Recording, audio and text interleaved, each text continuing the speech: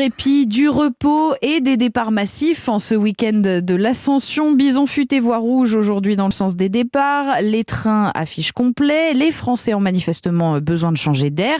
Mais cette année, ils vont garder un œil sur leur porte-monnaie. Face à la flambée des prix, certains ont choisi d'être raisonnables. Illustration à Saint-Brévin en Loire-Atlantique, signé Charles Guyard. Vu les prix qui ont augmenté, on essaye de trouver des plans pas chers. Pour Éric et Geneviève, pas question de faire une croix sur leur escapade loin de Chartres où ils habitent. Mais en ces temps plus difficiles, on garde quand même un œil sur le porte-monnaie et le premier des bons plans, c'est celui de l'hébergement. Avant, on partait à l'hôtel et maintenant, on essaye de partir en Airbnb. On peut se faire à manger dans l'appart. Du coup, comme ça, on ne fait pas les 2 repas à l'extérieur. Même réflexe pour Cassandra et Jean-Marie. Après avoir roulé près de 2 heures depuis la Mayenne, ils ont également loué un appartement dans la station balnéaire. Car pour ce jeune couple, c'est priorité aux enfants, quitte à se priver d'un restaurant. Ça permet de garder le budget pour les sorties. On va privilégier les petits à côté pour les enfants. Puis on a tellement été enfermés là pendant avec le Covid, on leur fait plaisir quand même, sinon c'est pas des vacances quoi. Bien profiter après la pandémie tout en surveillant ses dépenses. À l'office du tourisme de la commune, on a aussi constaté cette évolution. Amandine est en charge de l'accueil. Depuis le confinement,